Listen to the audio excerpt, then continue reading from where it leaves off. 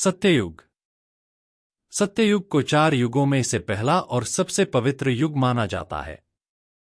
इसकी मुख्य विशेषताएं इस प्रकार हैं। सत्य और धर्म का युग। सत्ययुग में सत्य, धर्म और नैतिकता का पालन करने वाले लोग रहते थे। हर व्यक्ति सत्यवादी, धर्मपरायण और निस्वार्थ होता था। लोग अपने कर्तव्यों का पालन बिना किसी लालच के करते थे। शांति और अहिंसा। इस युग में कोई संघर्ष, युद्ध या अहिंसा नहीं होती थी। हर व्यक्ति दूसरे की भलाई और कल्याण के बारे में सोचता था। लंबी आयु और स्वास्थ्य। सत्ययुग में मानव जीवन की आयु हजारों वर्षों की मानी जाती थी। लोग दीर्घायु और स्वस्थ होते थे, बीमारियां लगभग न के बराबर थीं। आध्यात्मिक उन्नति। सत्ययुग के लोग आध्यात्मिक रूप से उन्नत और भगवान में पूरी श्रद्धा रखते थे। ध्यान, तपस्या और योग उनके जीवन का प्रमुख अंग थे। प्राकृतिक संपत्ति और संतुलन। इस युग में प्राकृतिक संपदा जैसे जल, वायु और भूमि में कोई कमी नहीं होती थी। सभी के पास समृद्धि और संतुलित जीवन था और प्रकृति भी शांत और संपन्न रहती थी। अपरिग्रह और त्याग। सत्ययुग में लोग भौतिक सुखों की तुलना में आध्यात्मिक सुखों को अधिक महत्व देते थे। उनका जीवन सरल और निस्वार्थ होता था। वे किसी भी प्रकार के लोभ या संग्रह की भावना से मुक्त होते थे। संपूर्ण धर्म पालन। सत्ययुग को धर्म का स्तंभ कहा जाता है, क्योंकि इस युग में धर्म चारों पैरों पर खड़ा था। सत्य, तप, दया और पवित्रता, और कोई भी अधर्म का कार्य नहीं होता था। इस प्रकार सत्ययुग एक आदर्श युग था, जहां मनुष्य, प्रकृति और परमात्मा के बीच सामंजस्य था। त्रेता युग। त्रेता युग हिंदू धर्म में 4 युगों में से दूसरा युग है, जो सतयुग के बाद और द्वापर युग के पहले आता है। इसे त्रेता युग इसलिए कहा जाता है क्योंकि इस युग में त्रेता अर्थात 3 अवतारों का वर्णन है। इस युग का मुख्य ग्रंथ रामायण है, जिसमें भगवान विष्णु के 7वें अवतार श्रीराम के जीवन और कार्यों का वर्णन मिलता है। इस युग का नाम त्रेता इसलिए पड़ा क्योंकि धर्म के 4 स्तंभों में से 3 स्तंभ ही बच गए थे।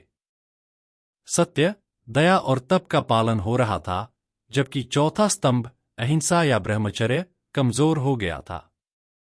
त्रेता युग में मुख्य घटनाओं में भगवान राम और उनके वनवास, रावण का वध, माता सीता का अपहरण और फिर उनका उद्धार जैसी घटनाएं शामिल हैं। इसमें ऋषिमुनियों, देवताओं और असुरों के बीच का संघर्ष भी दिखाई देता है। इस युग में नैतिकता और सत्यता का महत्व था, लेकिन सतयुग के मुकाबले थोड़ी गिरावट आई थी। त्रेता युग के मुख्य पात्रों में श्रीराम, सीता, लक्ष्मण, हनुमान, रावण और विभीषण प्रमुख हैं। द्वापर युग। द्वापर युग हिंदू धर्म के अनुसार 4 युगों, सत्ययुग, त्रेता युग, द्वापर युग और कलियुग में से तीसरा युग है। इसे भगवान श्री कृष्ण के काल का युग माना जाता है, जब महाभारत का युद्ध हुआ था। द्वापर युग की अवधि लगभग 8,64,000 वर्ष मानी जाती है। इस युग में धर्म के 4 स्तंभों में से केवल 2 ही बचे रहते हैं, जिससे धर्म की स्थिति कमजोर मानी जाती है। इस युग की मुख्य विशेषता यह है कि इसमें मानवीय मूल्य और आचार व्यवहार में गिरावट आने लगती है और अधर्म बढ़ने लगता है।